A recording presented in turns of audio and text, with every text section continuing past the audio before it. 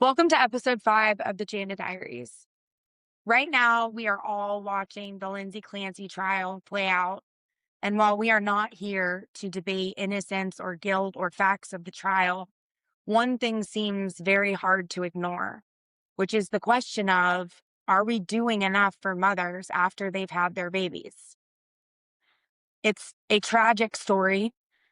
It is one that is so hard to watch. And I've been fascinated and honestly flooded with grief ever since I first heard of this story a few years ago. And now we're all watching the details of the case unfold. And as a mother who struggled during the postpartum period, it is devastating to hear these facts and to question what could have been done differently to not end up in such a tragedy. Absolutely. And there's a lot of questions around what should have been done or what could have been done differently. But I think one of the biggest things is husbands also do not know about postpartum care and postpartum mental health of themselves, but more importantly, their wives. They might see something and brush it off or not really be plugged into their wives and what's going on with them.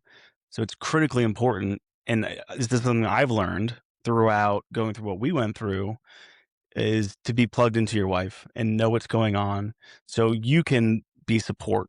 You can look things up.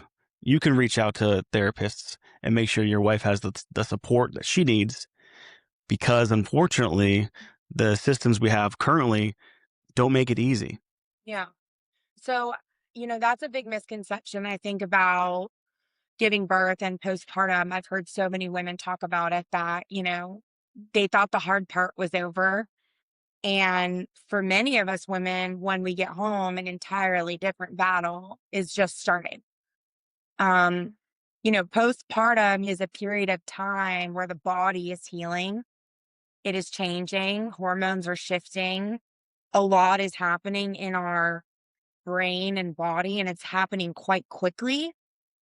If you're producing milk, that's another very large shift in emotions and hormones, and it's a really vulnerable season for women, and I just don't necessarily think it's talked about enough. In doing research for this podcast, postpartum depression affects about 1 in 7 mothers, and postpartum anxiety is actually more common. And over half of the cases never are even reported. And silence is, I think, one of the biggest things that makes postpartum harder because I know for me, I certainly did not want to go out there and say, "Hey, I'm struggling." Mhm. I wanted to look like I was a good mother. And from the outside, I don't think you necessarily would know that I was struggling. I think the story that I wanted to be presented was I went through all this hard stuff and now my baby is okay and I'm okay. And let's just start living and celebrating life. And, I was sending out birth announcements. I colored my hair, lots of smiling posts and videos because the reality is, I think we tell ourselves that because that's what we want to be true. Mhm. Absolutely. And I remember when we were in the NICU, you got comments from the nurses like, "Ooh, got your hair done. You look really great today." Right? So it just kind of shows that you were focused on that, maybe slightly disassociating from all the trauma that had happened. But it was just interesting that that was something that they noticed, and I noticed too. And another thing is, you mentioned it being scary, and it's a scary thing to have these feelings and have these thoughts. But when, you have a health professional giving you a form to fill out saying, "Are you having these thoughts? Are you thinking about harming yourself or your child?" Who's gonna say yes to that? I I know it would been scary for us to do that. Yeah. And I remember having that conversation with you. Yeah. And for me, like I said, I had a lot of intrusive thoughts. Thank God I never had thoughts of harming Juliet. I want to make that very, very clear because that is something that I do not feel qualified in any way, shape, or form to speak on because I've not experienced that. But I can only imagine how terrifying that feeling would be. My feelings were a lot about the intrusive thoughts. I was having a lot of flashbacks on a regular basis, and it happened a lot during, as we would start to get to the nighttime. So the beeping noises, really bright lights were very triggering because that was something I experienced in the OR. Um, the constant worry of Juliet getting sick, the constant worry of me dying. I mean, that is a constant for me, is I'm gonna die and, my body's gonna fail me, right? It's done it once. How am I to believe it's not gonna do it again, right? It wasn't expected the first time. And so that was a big one for me. And I would have a lot of anxiety about that. And so, imagine you're taking your baby out and you're constantly worrying, I'm gonna die. Okay, well, if I die, what happens to the baby? She's gonna be left alone in Target. She's gonna be left alone in the car, right? Driving, so anxiety provoking for me because I'm operating a motor vehicle. If something happens, we could both die. That was a constant reality for me. Mhm. Absolutely. And it's horrible. It's a horrible place to live when you're having these constant horrible thoughts. And so much of your energy is trying to tell yourself, don't think that, don't think that, don't think that. But you can't. You can't just tell your mind to stop having these thoughts. It doesn't work like that. Mhm. There has to be more done and interventions applied to help these things. So one of the things that you were talking about was the questionnaire. So, this is another important thing that this case has made me remember of this time, which is, you're having regular appointments for the baby. There's a pediatrician. You're going regularly for weight checks. In our case, we were going quite frequently because she was also had been a preemie or was still a preemie and needed regular checks. And they give you a questionnaire where they ask you certain things about you. Are you experiencing, depression? Are you experiencing anxiety? Are you feeling it, sad? Things like this. And I remember thinking, like, am I supposed to actually put the truth on here? Because again, in my mind, this is a baby doctor. So it felt to me like, are you really just trying to figure out if I'm qualified to be the baby's mother? That's terrifying. Mhm. If I tell you, yeah, I'm feeling anxious today, are you going to say, well, I don't think you should leave with the baby? I had no idea. I didn't know why they were asking me those things. And it made me feel really uneasy. And what I ended up actually doing is using those forms to then check in with myself after to see if maybe I needed to find support services for myself. But it did not feel comfortable to share that information in that way with that pediatrician. And that's right or wrong. And maybe I'm the only one. I doubt I am. But it makes me question the system that we have set up, right? Because how many appointments did my baby have in a 6-week period? At least 6, I would say. I had none, right? So where's the net for the mother in this system that we have set up? Where is it? It doesn't exist, especially from a formal point of view, from a healthcare system point of view. That's why it's so important for husbands and men to be locked in and to know that your spouse, your wife needs support in these situations. And if you see that they're struggling, you need to make sure that you have a process in place, or that, if you go in and you have a doctor that you need to talk to, a psychologist, set up these appointments, talk to your wife about it, and know where she's at. But what about it? Shouldn't require that you see them struggling, because that's something that I think is a big misconception, right? When I was listening to the testimony from the trial, the husband clearly says it was confusing. Mm. She was saying, I don't feel great, or I'm having intrusive thoughts. And then she's making lunch, Yeah. right? So maybe husbands or spouses, it shouldn't require, what does she have to be in the closet locked in a dark room for you to say, oh, maybe she's struggling? Maybe struggling doesn't look like what you think it looks like. Right. Struggling is making the lunch. You're still going to do everything you need to do. There was no way and no day that I did not do every single thing I needed to do for Juliet, and I was struggling, Mhm. and you would have never known. Right. Yeah, and I think that goes back to having something set up officially through the healthcare system that takes care of mothers in these situations. Or Do maybe it requires you husbands to ask us questions. Yeah, yeah, absolutely. I mean, is that not part of your responsibility? Mhm. Yeah, Right? I I mean, agree. I think that that's what I'm trying to get at. Mhm. Your wife has had a human. Yeah, She has brought a human being into this world. She is in a period of her life where she doesn't know what is up, what is down. She is breastfeeding. She is caring for a life. And you can't even ask, how are you? Hey, I'm worried about you because I should be worried about you because you just had a whole human. right. Not, oh, I'm worried about you because you're crying. Like, guys, you should be doing these things because your wife is postpartum. That's it. Yeah, You should be checking because she's postpartum. You should be caring because she's postpartum. yeah, and That's it. That's the baseline. It mm, doesn't require her to be crying in the corner, her to be having breakdowns, her to be talking, hallucinating to herself in the corner. That's when it's now an emergency. mhm. Yeah, and to your point, husbands need to be locked into this, need to be asking questions, need to always be checking in with their wife. And, I probably could have done more in that time, right? You went back to work after Juliet came home, and, seeing you trying to balance everything, trying to juggle everything. You're on a call upstairs. We have feeding therapy. In 10 minutes, you're trying to rush down to the feeding therapy. You're trying to do all of these different things, trying to balance it out. When looking back, I probably should have just said, hey, you don't need to work. We'll figure everything out. I'll go back. I'll support us and we'll make it happen. And I think we eventually got there through trial and error and conversations.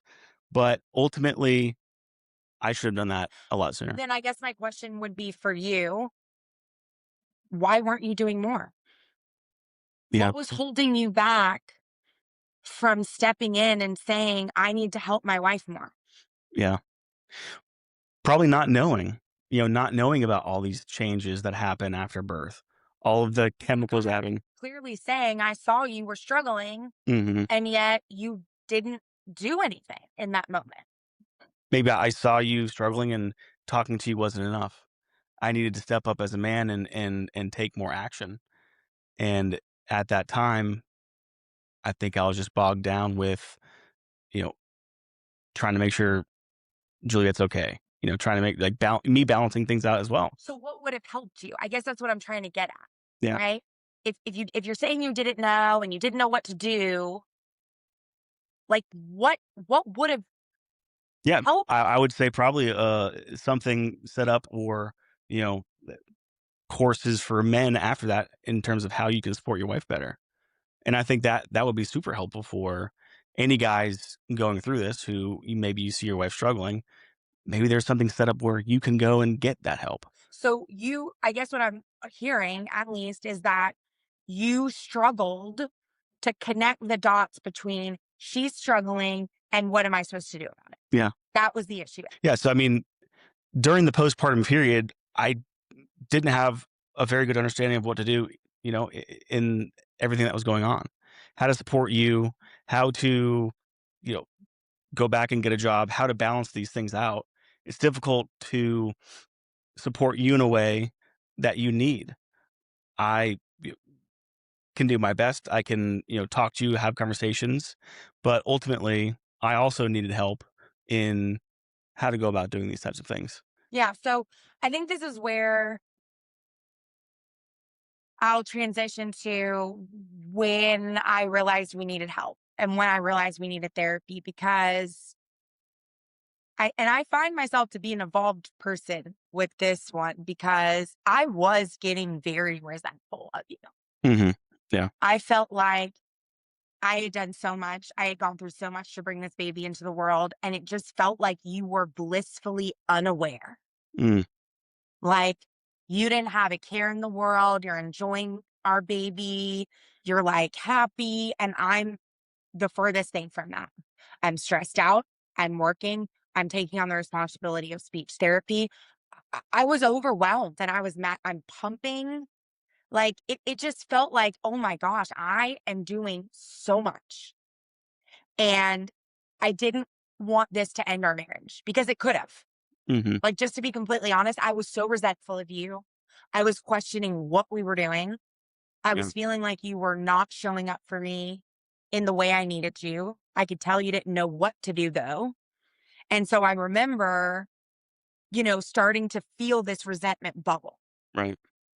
And I remember I must have been looking at an article or something, and I wrote this down. It said, trauma doesn't happen to one person, it happens to the marriage. Hmm. And and that hit me because it put a name to what I was experiencing, which was that I was irritated that you had seemingly moved on Mhm. and I was reliving it. Right. You had experienced the trauma, I was reliving it. And those are very, very different things. Yep. You were not continuous, you did not have PTSD, Right. right? You had other things, and I didn't like this resentment feeling. That's a feeling I had never had towards you before, Mhm. and it felt really strong. Yeah. And it was showing up in a way that I was feeling distant from you and quite angry. Mhm. How were you feeling? Like, could you tell that something, I mean, I don't even know if you remember honestly, but Yeah, no, I know that we were sort of healing at different paces. And you're right that we both went through a traumatic experience. Mine was emotional. Yours was emotional and physical. mm, Like, so your trauma was much more complex than mine was. mhm, And me working through that, yes, it was a bit quicker for me. And I totally understand the type of, resent that you might have felt in that moment because you see me wanting to move forward and be positive, and you're reliving this traumatic event over and over again, not able to get to the same place. So even though, I don't think you've told me that before in terms of trauma happens to the marriage, not to individuals. yeah. It happens to individuals in different ways, and it happens to the marriage, and you need to make sure that the trauma in the marriage is resolved so you're not feeling resentful. And I think this is the most scared I felt in our marriage because I had always heard that a strong marriage starts to fall apart when two people are growing at different paces and in different directions. Hmm. And it felt like we were at that point. It felt like, oh my goodness gracious, we're starting this process of like, I'm going this way and you're going this way. And if we go on this path, we may not come back to each other. And Right. that's how I felt. Yeah. And I was scared and I didn't want that to happen. And this is where I learned something that changed my life, which is that you can't be my therapist. Right. And I think that's what really was happening is I wasn't getting the services that I needed because I was scared. I didn't want to admit it. I didn't want to do all that work. So instead, I was dumping on the person that I'm most comfortable with and I trust the most, which is you. Hmm. But you are completely unqualified to deal with any of it. Right. Right. So now I'm pissed off at you because I come to you with a problem that you don't have an answer to, but you never said you had an answer. You're not qualified. So this is where things cleared up for me. You are my husband who has a role as my husband. I have a therapist that has a role as my therapist. Right. You are not my therapist. And I think this was marriage saving for me because I was dumping on you all the time. And I can remember you would almost get this look on in your face that was sheer like, oh no, because you knew that you weren't going to have an answer for me. Right. Yeah. And that I was then going to be upset and disappointed and resentful and feel like, well, that was a complete waste of time. Yeah. Yeah. Obviously, I'm not qualified to do that. I'm qualified to be your husband, to be here to support you and to help you along.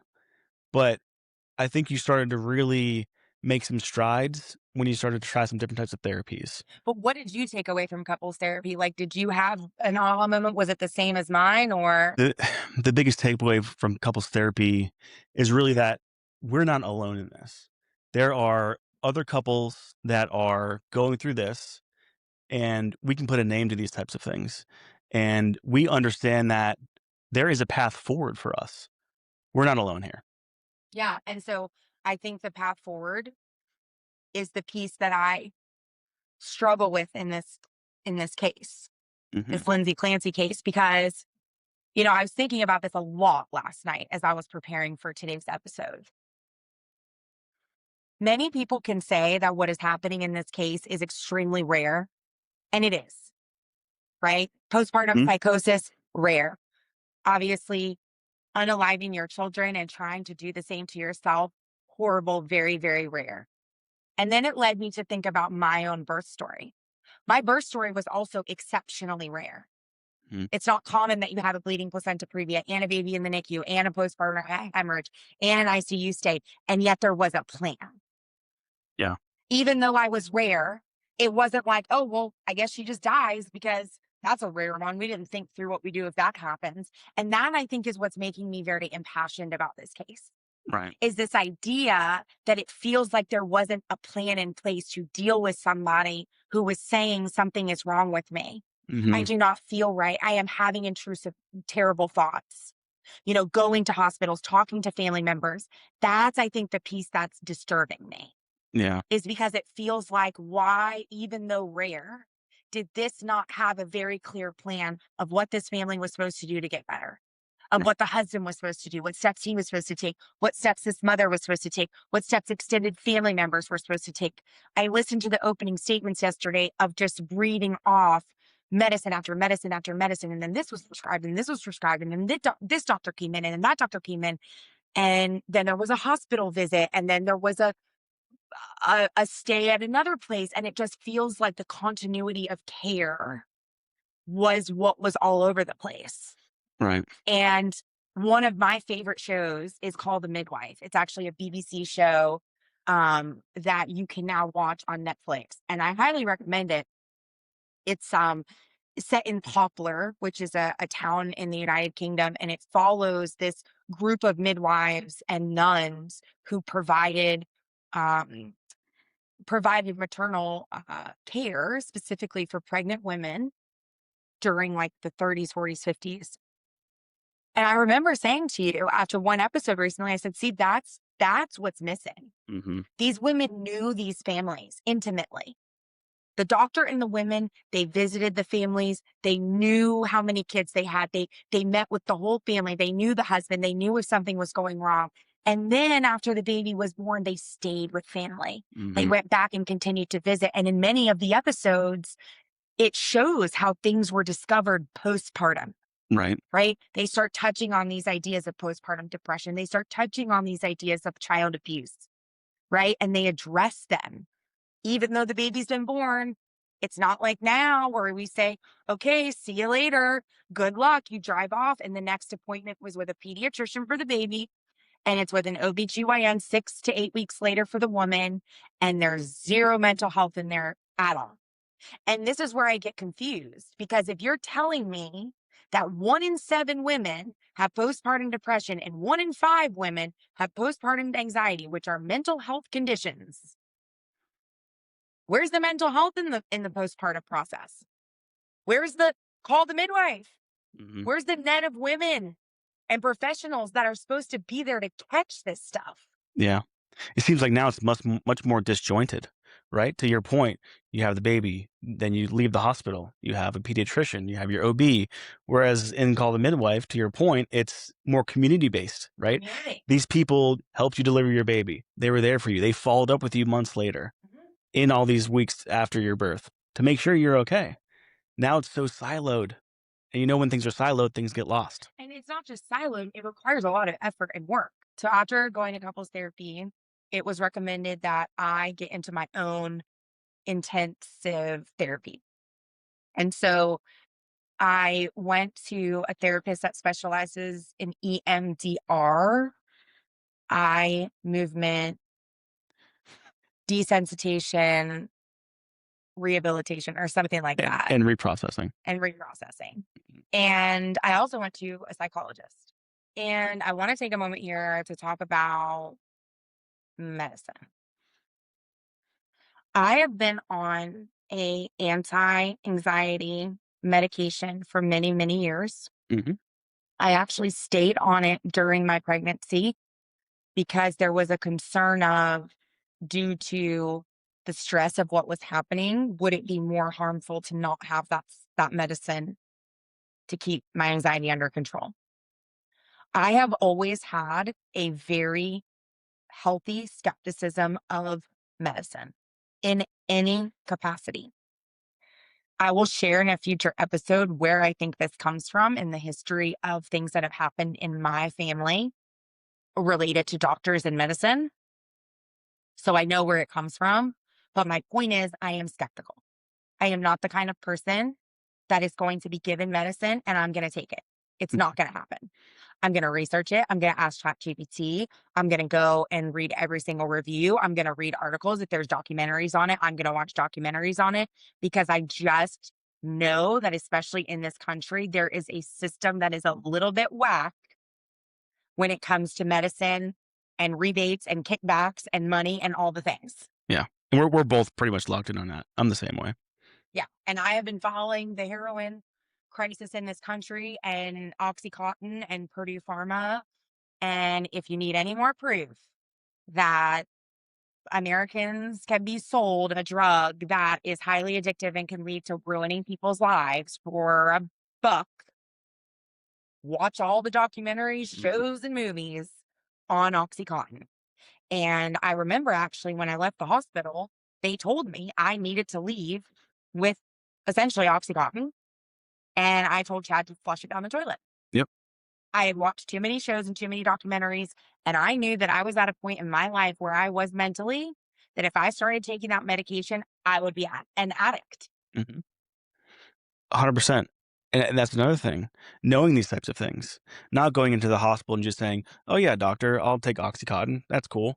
Because and this is one thing that I remember too, is this pain tolerance thing, right? They don't want you over, what, a 5 or a 6? Yeah. If you say your pain is at that level, it's automatic. Yeah, because they deemed it inhumane to allow someone to be in that much pain. But in reality, who created the chart and who created the level? Purdue Pharma. Mhm. In actuality, I think there are studies on this where a body going through that pain actually helps healing and recovery. Yeah. So, yeah, And it's for your body and brain, correct me if I'm wrong, to become physically dependent on these pain meds, I want to say it's 72 hours wow. for it to actually start changing the brain chemistry to where you need it. So I preface all of this with that because when I went to the psychologist, I was very aware that I did not want to accept medication recommendations. Mhm. And this is something that's really stood out to me in this trial is I don't hear a lot about therapies that were provided to Lindsay Clancy. I hear a lot about medication. Yeah. That's the solution, right? I hear a lot of trazodone, sleeping medication. I've tried that. Disaster. Mhm. I felt like a crazy person. Yep. I would wake up with what I now know is sleep paralysis. Mhm. Th- You remember that? Yeah, it's very scary. It's almost like a nightmare you can't get out of. Yeah, it's a nightmare. It's like you wake up and you're so disassociated, you don't know where you are. I knew I was in my house, but like I didn't. It was the scariest thing I've ever experienced. Yeah. It was up there for me to where the birthing experience. It was that scary. See? Yeah. And it's because I took this trazodone. It did not work for me. She was on way more, and I experienced that on like a super low dose of trazodone. At Right. one point, I heard she was on like 150 milligrams of trazodone, Valium, over and over.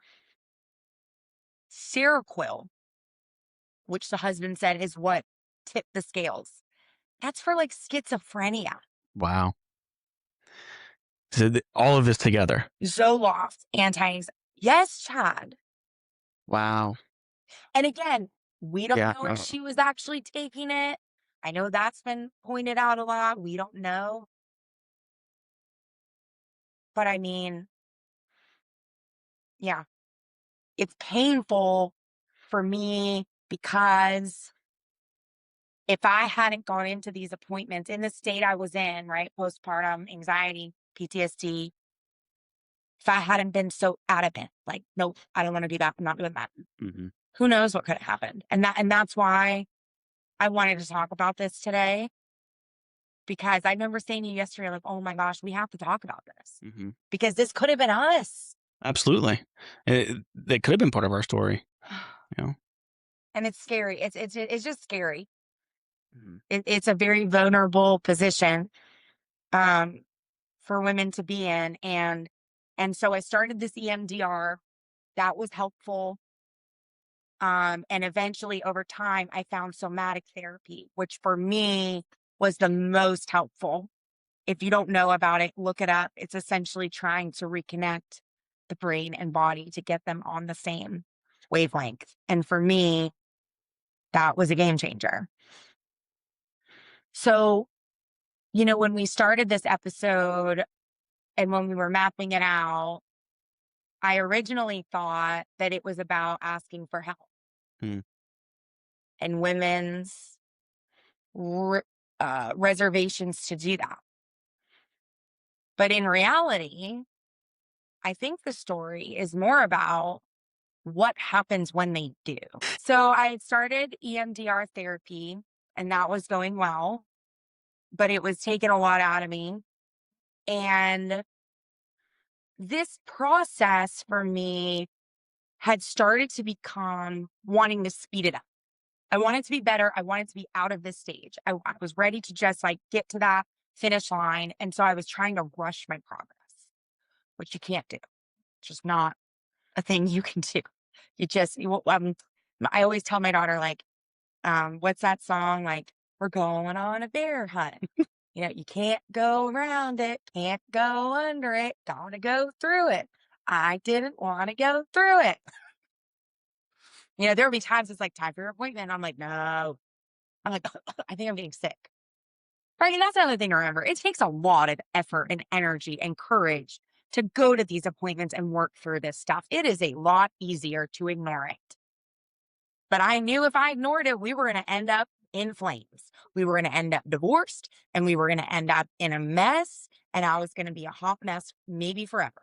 Mhm. Yeah, and I was seeing that. I saw how much effort you put in, and, you going to these therapies and really trying, putting in so much effort to get yourself to a better place, and that's something I really appreciated and I admired about what you're doing and what you're going through. And I think I want to bring up here too, I think that's a good point. People may sit here and say, gosh, wow, like it seems like Emily's going to a lot of therapies and she's the one who had this and she's the one who had this. Yes, Mm, we are from two very different families. I had a lot of trauma in how I was raised that you just didn't have. yeah. So it's like years and years of trauma, years and years of things I never dealt with, and then all this. So when I'm talking about going to therapy, and that's another point, if you're in postpartum and you've not been working on yourself and you've not been working on anything, it can break you wide open. Mhm. It's not always just about what's happening in that moment. It's maybe unresolved things because, again, you're becoming a mother for the first time. You don't think that's going to bring up things about your own childhood, maybe things about your own mother, maybe things about things you didn't get or receive. It is highly emotional. It is a time that is breaking you wide open. 100%. And so for me, somebody who had a lot of trauma prior to this trauma, yeah, it was a lot of work. It was years and years and years of work that I had not done. Right. And that's just the reality. Mhm. Well, it's a bit of a silver lining, right? Because like, all these things came up and, now, okay, I have to face this. I'm a mother now. I need to get better for my kid, Yep. for my family. And, I remember I was going on a business trip and, you know, I came to you and said, hey, I have this opportunity. And you're like, yeah, go ahead. Absolutely. I got this covered. And I think, looking back, maybe I saw those signs and it probably wasn't a good idea, but I maybe ignored them when I probably shouldn't have. So I go on the trip. Why did you ignore them? Was it like you also wanted things? Yeah. Because I think that's how I felt. Hmm. I'm not going to sit here and lie. I felt pressure from you to be better too. Yeah. I felt like there were times you were over it. Hmm. I'm over this period. I don't want her to have issues anymore. I want to be able to go on a business trip and kiki with my friends and do my stuff and have a normal life. I did. I felt that pressure from you. Yeah. Yeah. And I think there was probably immaturity from me in that time in my life. And so you went on this business trip. I should have told you I wasn't really ready, but again, I wanted to be a good wife. My image of a good wife was somebody who takes care of the kids while your husband goes out and works and travels and makes money, and you stay home and make the sourdough and go to the stroller strides, and you do it all with a smile and you're happy. And so I felt like a failure. I felt like I wasn't doing the thing. So when an opportunity came up to do the thing, to be that wife, to be that mother, I was like, yes, go. And the first day was okay. But again, the nighttime is tricky. Mhm. And by the second day, I started to feel like I was going to have a panic attack. And again, that's my biggest fear. My biggest fear is something's going to happen to me. And then Juliet is going to be alone and not have a parent here. And I didn't want anybody else to know. I wasn't going to tell your mom. I wasn't going to tell my mom. I wasn't going to tell any friends. I wasn't going to do that. And I started to literally feel like an elephant was sitting on my chest. Like I could not get a breath in. I remember at one point I started to feel kind of like dizzy, Mhm. which is a really big fear for me, passing out. And I have a baby.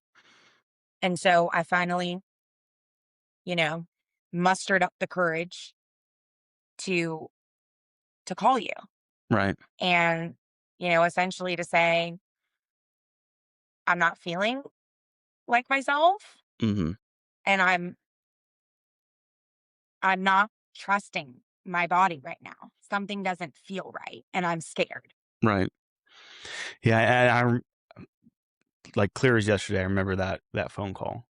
And I remember at first being like, "Okay, let me just talk to her for a couple minutes, see if I can get her to a place where she's calm, and then I can continue with my trip."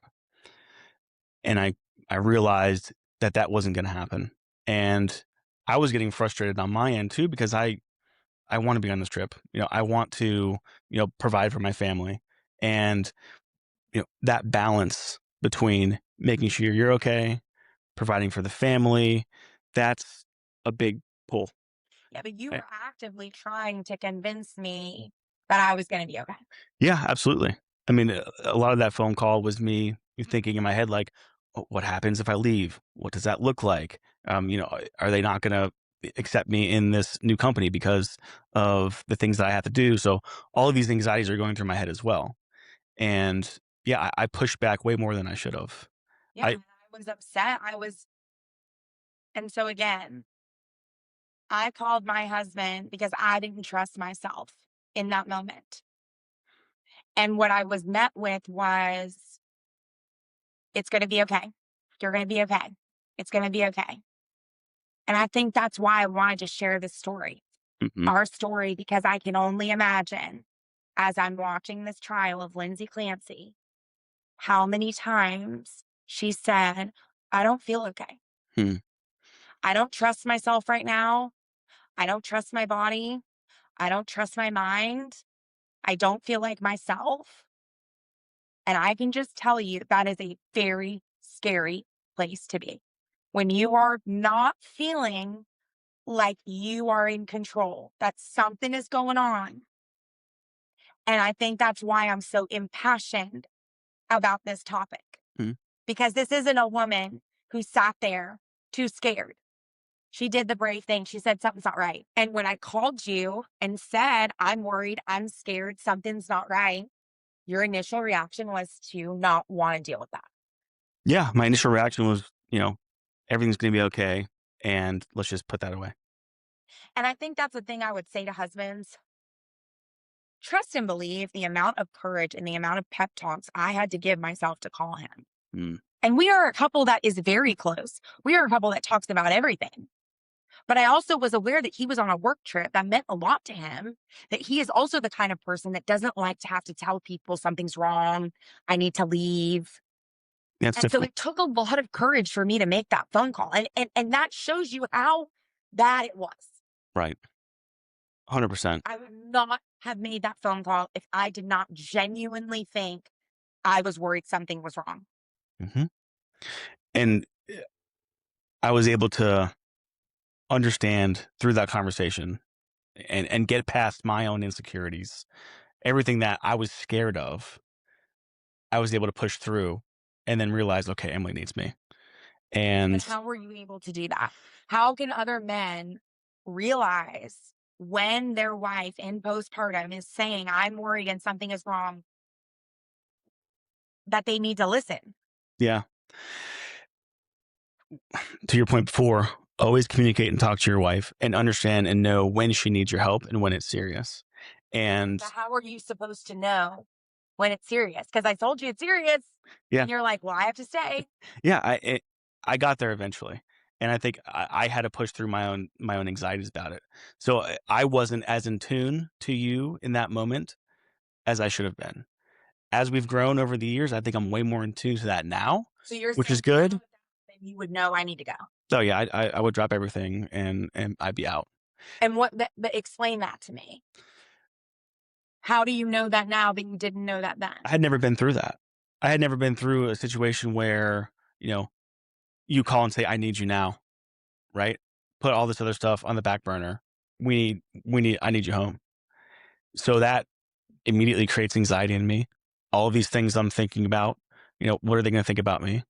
All of that then floods in. And in that moment, I didn't know how to deal with it. But now that I've been through that and I know when you need something, I know how to react. And I think one of the biggest things, and I knew this when I was there, and I thought about this and I think about this a lot, is, the rocks in the jar. And I went through this in my head a lot to where, you and my family are my biggest rock. And that's the rock that I put in the jar first. My work is also a big rock, but not nearly as big as you. Right. Friends are also small rocks, all these other things. And if I put those small rocks in before I put the big rocks in, there's no room for you. Right. You are the rock that I always put in first. So I had to remind myself of that. And I think for the guys out there, look that up. It's been super helpful for me to understand and know what your priorities are.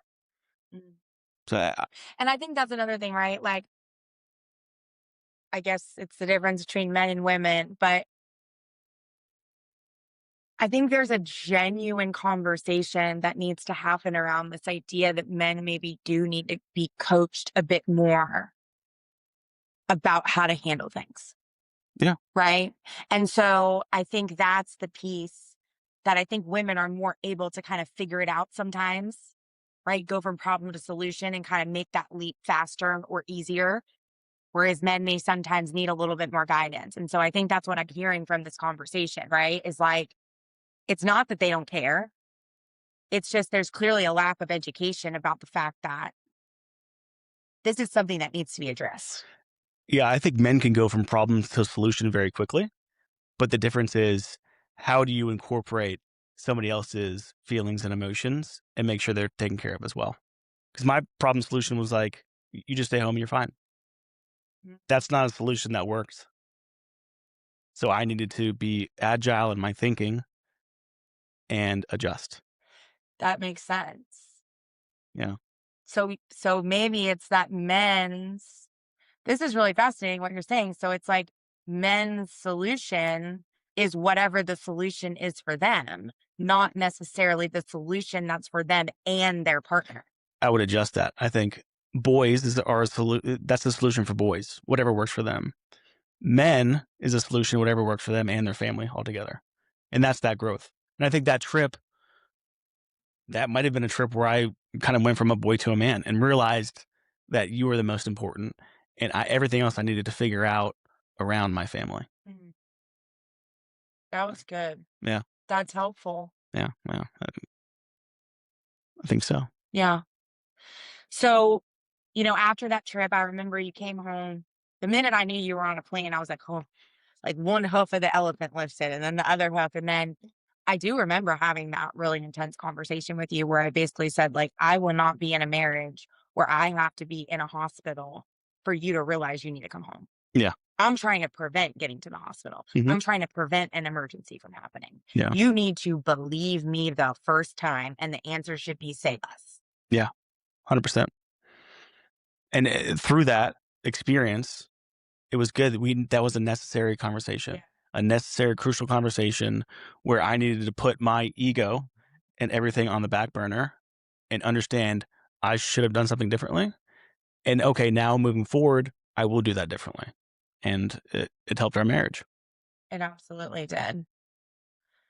Um, if you're anything like us, watching this Lindsay Clancy trial, it does bring up a lot of these memories.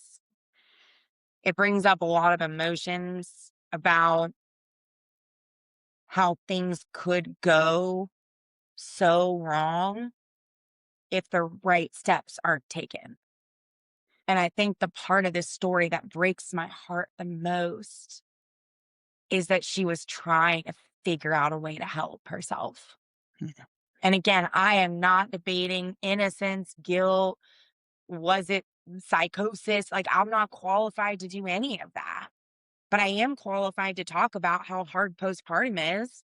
And I am qualified to talk about how scary it is to ask for help and not feel like you're getting what you need Hmm. and still have to take care of your baby and still have to work and still have to do all these things. Yeah. I am qualified to talk about that. Hmm. And for husbands out there, just be locked in, know what's going on with your women, understand that if you can do things differently, be open to that. Don't have such a big ego to think that you can't learn from situations and have conversations with your wife that can improve your marriage. I think that's so incredibly important for men to understand and know. I do want to say, I'm devastated for this husband. Hmm. Watching him have to sit on that stand and watch these videos I couldn't imagine that. of his poor children. At one point, he was holding his heart. I remember I texted you yesterday, like, I'm like, Mhm. this man's gonna have a heart attack. Like, our thoughts and prayers are with you. Yeah, And here's the absolutely. whole family having to relive this whole thing. And then I heard this morning that he fought to make sure that the 911 call and terrible images are not going to be shown publicly. Yeah, thank goodness, because that's horrible. He said, he wanted his family. I mean, these are his children. This was his wife, his entire life Yeah, just completely shattered. absolutely horrendous. Absolutely horrendous. So we just want you to know, if you are out there, you are in the postpartum season, you are struggling, we're here. Yeah, Your friends and family are there. There are providers. If you're skeptical about medicine, if you have questions, ask them. If you try something and you feel like it's not working, do not stop advocating for yourself and your spouse mhm, and your kids. absolutely. That is one thing. If you know one thing about me, it's like, if you're in my life and I'm on your team, I'm going to ride hard for you. Yeah, you're the best advocate I've ever known in my life. It's important to me. It's Mhm. important to me because I hate that these types of tragedies can happen simply because certain questions were asked or carelessness was made. Yeah, I say that all the time. No one's going to care about you the way you're going to care about yourself and your family. If 100%. you think someone doctor is sitting around thinking about your plan and what needs to happen to you, it is not happening. Yeah. We are all busy. We are all have so much going on. So that's why you need to push. Mhm. Are you sure that's the right plan? Hey, I read this article the other day that said this woman went on this medication and went cuckoo.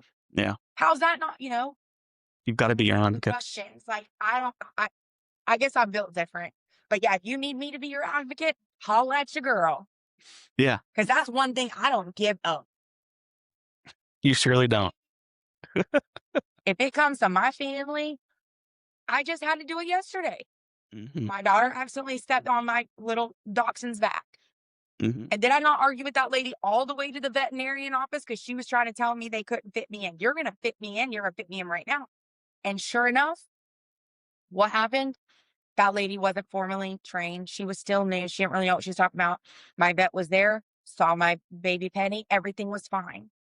Yep, because you advocated for it, and So I said, no, respectfully, I'm going to come. that's why I like having you in my corner, because I was ready to just take that advice and go to the urgent care, whereas if we did that, it would've been way different. Yeah. Yeah. And so again, just our thoughts and prayers are with this family. This case is horrible. And I think it opens up the doors for us to question what more can be done for maternal postpartum mental health, because it is a crisis. And in this case, it was an absolute tragedy that I hope we can learn from and continue to support one another. Again, this podcast is about building community. We want to talk about things that matter to us, that matter to you. Please like, subscribe, drop comments. We want to hear what you think about this case. We want to hear about your postpartum experience. We're here for you Absolutely. because you matter.